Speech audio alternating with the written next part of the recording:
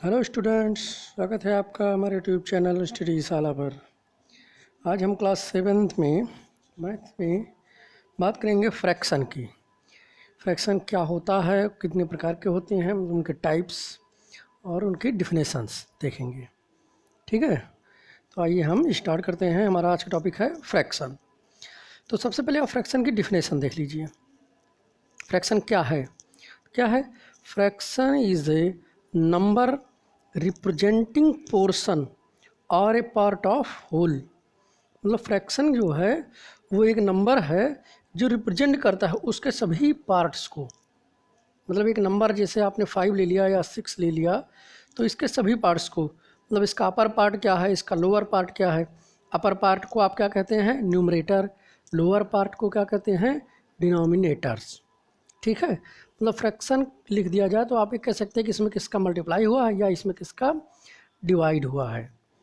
तो किसी नंबर के सभी पार्ट्स को रिप्रेजेंट करना क्या होता है? फ्रैक्शन होता है।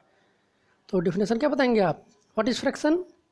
तो fraction is a number representing portion और a part of a whole. मतलब नंबर फ्रैक्शन जो है किसी संख्या का क्या है? संपूर्ण रिप्रेजेंटेशन है, सभी पार्ट्स का, सभी भागों का रिप्रेजेंटेशन है, निरूपण है।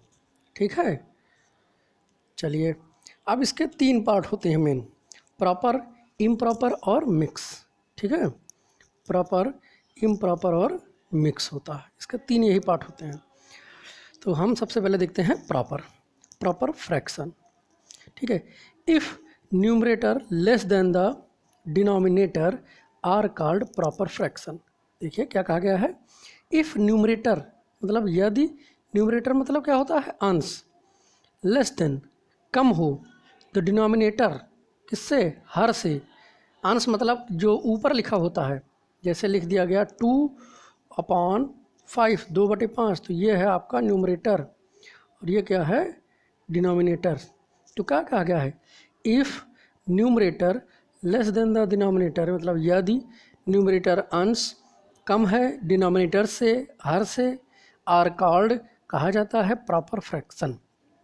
प्रॉपर फ्रैक्शन कहा जाता है। ठीक है, अब आइए इसका एग्जाम्पल उसके देख लीजिए। क्या है? 1/2, 3/5। देखिए न्यूमरेटर जो है वो डिनोमिनेटर से कम है कि नहीं है? ये 2/5 जो हमने लिखा ये भी क्या है? प्रॉपर फ्रैक्शन ही है, क्योंकि इसका भी न्यूमरेटर डिनोमिनेटर से कम है, अंश हर से कम है, इसलिए इसको प्रॉपर फ्रैक्शन कहा जाता है। ठीक है, अब हमारा आ गया इम्प्रॉपर फ्रैक्शन। इम्प्रॉपर, ठीक है, इम्प्रॉपर फ्रैक्शन क्या होता है? Whose numerator is more than और इक्वल टू इट्स डिनोमिनेटर। मतलब ऐसा कोई फ्रैक्शन हो जिसके, हुज न्यूमरेटर, जिसके न्यूमरेटर मतलब अंश, इज मोर देन अधिक हो, और इक्वल मतलब अथवा बराबर हो, टू इट्स डिनोमिनेटर, मतलब ऐसा कोई फ्रैक्शन हो जिसका न्यूमरेटर डिनोमिनेटर से बड़ा हो या बराबर हो। जैसे हम एक लिख रहे हैं, देखिए 5 क्या लिखे? 5 ये 7, ये क्या हो जाएगा? प्रॉपर हो जाएगा। लेकिन अगर यही हम उल्टा कर दें, या एक और ले लेते हैं, दूसरा हमने ले लिया 11/9 ले लिया, तो ये क्या होगा? इम्प्रॉपर फ्रैक्शन होगा। ठीक है, 11/9 क्या है?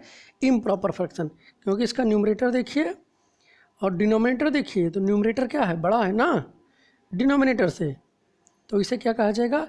इम्प्रॉपर। ऐसे ही ये 11/11 होता तो इसे क्या कहा जाता? तो भी इसे इम्प्रॉपर ही कहा जाता।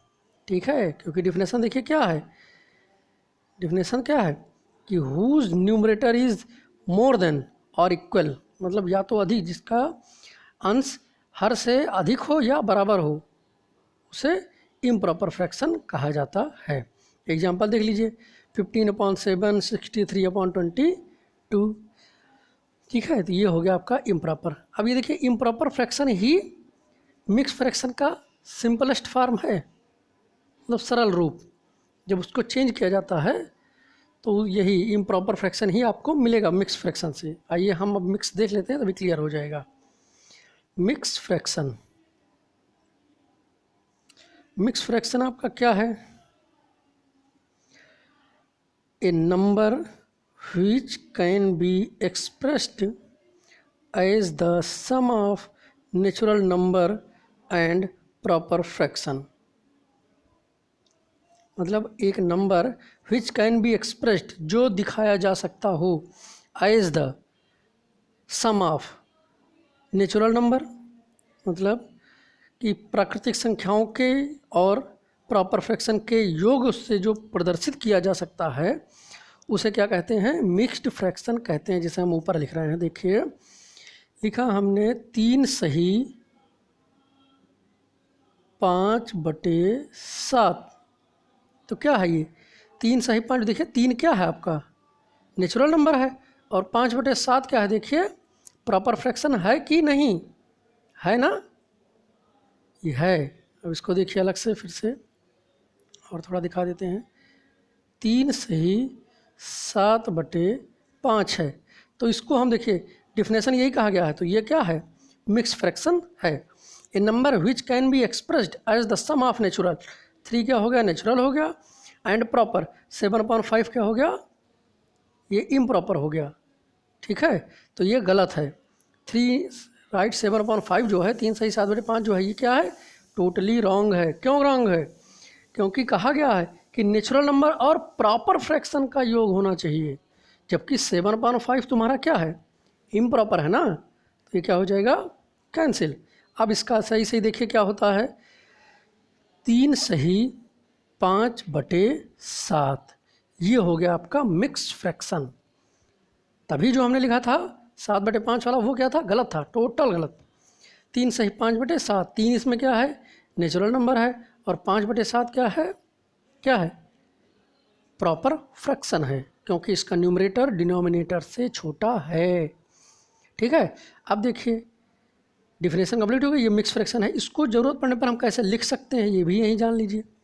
डिफिनेशन कैसे, जो इन्होंने डिफिनेशन दिया है वही हम यहाँ कर रहे हैं। इन्होंने क्या कहा है? The sum of natural number and proper fraction, मतलब 3 + 5/7। ये 3 सही 5/7 को 3 धन 5/7 भी लिख सकते हैं, ज़रूरत पड़ेगी तो। ठीक है, ये ध्यान रखिएगा, बहुत इम्पॉर्टेंट है, कहीं ज़रूरत पड़ती है इसकी। 3 सही 5/7 को हम 3 धन 5/7 लिख सकते हैं। ठीक, तो ये हो गया आपका mix fraction, type of fractions. ठीक है, तो इसे कॉपी में नोट कर लीजिए और को बताइए। अब इसमें देखिए एक और है, वल्गर फ्रैक्शन। ठीक है, वल्गर फ्रैक्शन, ये क्या होता है? वल्गर फ्रैक्शन क्या है? तो वो क्या होते हैं उनको हम यहाँ पर देंगे। वल्गर फ्रैक्शन का मतलब हो गया कि जिसे अस्पष्ट हो कहा जाए। ठीक है, मतलब जो पूरी तरीके से फ्रैक्शन के रूल को फॉलो ना करते हों, इसमें कंडीशन हो गई है। ठीक है, जैसे देखिए क्या कंडीशन है इसकी। इसकी कंडीशन है कि whose denominator is whole number, मतलब ऐसा कोई फ्रैक्शन हो जिसका डिनोमिनेटर जो हो वो होल नंबर हो। ऐसा कोई फ्रैक्शन जिसका डिनोमिनेटर होल नंबर हो, अदर देन 10, 100, 1000 etc, लेकिन अलग हो किससे? 10, 100, 1000, 10,000 इस तरीके से। मतलब उनके हर में 10 या 100 या 1000 नहीं होना चाहिए। ठीक है, तो वो क्या कहलाएंगे? वल्गर। फिर से एक बार, वल्गर फ्रैक्शन क्या है? ऐसा फ्रैक्शन जिसके डिनोमिनेटर्स होल नंबर हों, लेकिन 10, 100, 1000, 10,000 या इस तरीके के जो नंबर होते हैं 10, 100 इस टाइप के, 1 के बगल 0 लगाने वाले जो नंबर होते हैं उनको छोड़ के। उसका एग्जांपल जैसे 14/19 ले लिया, 6/100 1 ले लिया। अगर हम 6/100 ले लेते, ठीक है, तो ये वल्गर फ्रैक्शन नहीं कहा जाता। 6/100 को वल्गर फ्रैक्शन नहीं कहा जाता, ठीक है। तो ये हो गया आपका फ्रैक्शन। अब इसमें देखिए इक्विवेलेंट फ्रैक्शन भी दिया गया है। इक्विवेलेंट फ्रैक्शन क्या होते हैं यहीं पर जान लिया जाए।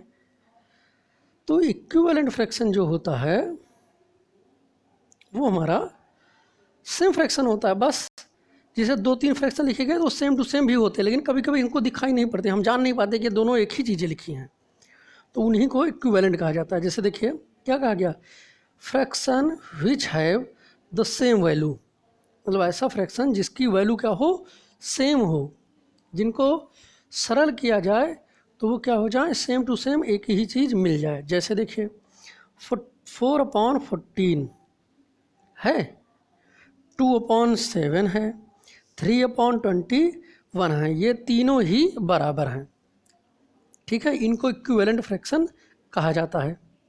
4/14, 2/7, 3/21, ये तीनों के तीनों क्या हैं, इक्विवेलेंट फ्रैक्शन हैं, लेकिन बराबर हमको दिख नहीं रहे, ना इनका न्यूमरेटर इक्वल है ना इनका डिनोमिनेटर्स इक्वल हैं, तो हमको इनको इक्विवेलेंट फ्रैक्शन कैसे कहें। तो देखिए इस तरीके के फ्रैक्शन को, इक्विवेलेंट फ्रैक्शन को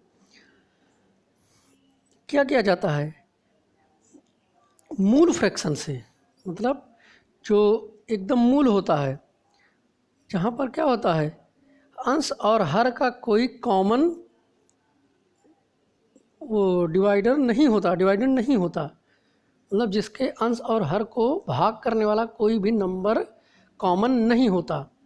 जैसे 2/7, इसी में बीच वाला आप देख लीजिए 2/7, तो 2/7 क्या है, 2 और 7 का, 2 और 7 को विभाजित करने वाला कोई नंबर है जो दोनों को काट रहा हो, न्यूमरेटर और डिनोमिनेटर दोनों को, इसके तो है 1 है, तो 1 तो सबका होता है, तो 1 को नहीं लिया जाता। एक के अलावा कोई नंबर है नहीं है, तो यही 2/7 जो है ये आपको मूल फ्रैक्शन कहा जाता है, ठीक है। ओरिजिनल हो गया ये आपका। अब इसी से 2/7 भी निकला है, इसी से 3/21 भी निकला है, तो आप जान लीजिए इक्विवेलेंट फ्रैक्शन अगर आपसे निकालने को कहा जाए, आपको कोई फ्रैक्शन दे दिया जाए और कहा जाए इसका इक्विवेलेंट फ्रैक्शन निकालिए, तो अगर उसका कोई कॉमन फैक्टर है, मतलब जो फ्रैक्शन आपको दिया गया है उसके न्यूमरेटर का कोई कॉमन फैक्टर है, जैसे 4/14 ही है, तो देखिए इसका कोई कॉमन फैक्टर है कि नहीं है, तो देख रहे हैं कि न्यूमरेटर भी 2 से कट गया, 2 दूना 4, और डिनोमिनेटर भी 2 से कट गया, 2 7 जा 14, तो यही देखिए 4 और 14 दोनों 2 से डिवाइड हो रहे थे ना, तो हमने 2 से दोनों को काट दिया, तो 2 दूना 4 आ गया 2, और 2 7 14 7 आ गया, क्या आ गया 2/7। तो देखिए ये हो गया, इसका क्या हो गया, 4/14 का क्या हो गया, इक्विवेलेंट फ्रैक्शन, ठीक। अब हमसे और निकालने के लिए कहा गया हो तो क्या करें, हम 2/7 में हम 3 का मल्टीप्लाई कर दें, वही अंश और हर में 3 का मल्टीप्लाई कर दीजिए, इक्विवेलेंट फ्रैक्शन निकल आएगा, ठीक है। तो ये ध्यान रखिएगा, इक्विवेलेंट फ्रैक्शन अगर आपसे निकालने को कहा जाए, जैसे 2/7 है, कहा गया इसके 3 इक्विवेलेंट फ्रैक्शन बताइए, तो क्या करोगे तुम, क्या एक बार 2 से मल्टीप्लाई कर दो, क्या हो जाएगा 4/14, फिर एक बार 3 से मल्टीप्लाई कर दो, क्या हो जाएगा 6/21, फिर एक बार 4 से मल्टीप्लाई कर दो, हो जाएगा आपका 8/28। लेकिन ध्यान रखना है आपको, ठीक है, क्या ध्यान रखना है कि जिस भी संख्या का आप मल्टीप्लाई करेंगे वो अंश और हर दोनों में करेंगे। जैसे देखिए हमने अंश और हर दोनों में किया है। इसी तरीके से जैसे कोई बड़ा दिया गया हो तो भाग करके निकालना हो तो आप क्या करेंगे, उसी संख्या से भाग करेंगे जो अंश और हर दोनों को काटता हो, ठीक है। जैसे देखिए हमने अभी 4/14 वाले में क्या किया था, 2 दूना 4, 2 7 14, तो 2 से क्या किया 4 और 14, मतलब न्यूमरेटर और डिनोमिनेटर को भाग कर दिया, और भाग करने पर जो आया वो हमने यहाँ पर लिख दिया है, ठीक है। और फिर उसके बाद देखिए अगर फिर से कटे तो फिर से काटिए जब तक कि वो कटना बंद ना कर दे, ठीक है। तो ये होता है इक्विवेलेंट फ्रैक्शन। तो ये था आपका फ्रैक्शन, आप इसे देखिए, कॉपी में नोट कर लीजिए और समझ लीजिए पूरा। ठीक है।